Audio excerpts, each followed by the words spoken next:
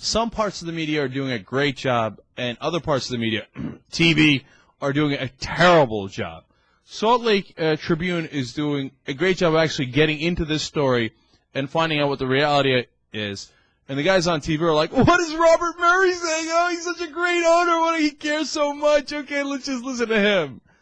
Kara Phillips apparently did an interview with him that was just gushing and didn't bring up any of the relevant points about his safety record and all the things that he's flat out been lying about.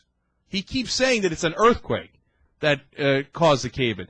It's not an earthquake. Every scientist and government worker says it was not an earthquake. It was a cave-in. That's what caused the seismic activity. So stop believing him and stop reporting on TV. Wait. That's what caused the seismic Isn't seismic activity by definition an earthquake? No, that's exactly what this seismic...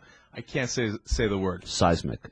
No. The scientists who read seismic activity. Seismologists. Thank you. Yeah. Seismologists say. They say, no, seismic activity is something that you can see, and what it is that the cave-in was a seismic activity. That's what registered.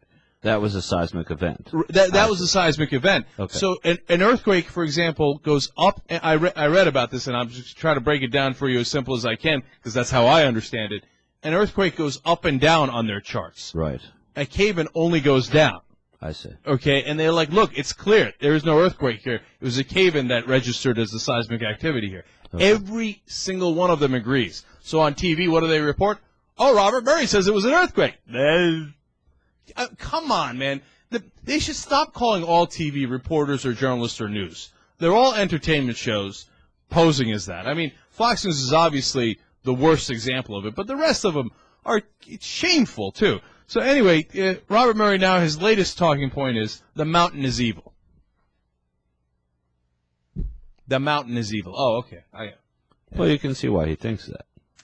I told the Mine and Safety and Health Administration it is an evil mountain. It is alive, and I will never go back there.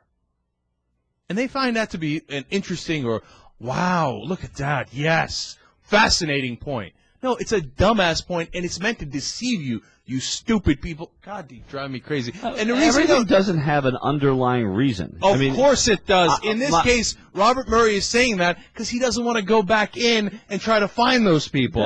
So he's saying, it is an evil mountain. He can't wait till the day he doesn't have to go back there. I mean, my dad passed away in a hospital, and I always think, I remember thinking afterwards, after visiting him, that building is toxic. I never want to go into that building again. I mean, I wasn't, there was nothing about, there's no different. I mean, I think you're getting angry about right things, but this is a silly thing to focus on. I'm getting angry because this Robert Murray pretends that he cares about these people when the Salt Lake Tribune reports that, in fact, he purposely did risky mining here, which to this day he still denies. And then he went and turned around, and you know what he did? He criticized the mining union, saying, oh, they're trying to exploit this tragedy for political reasons. No, they're trying to protect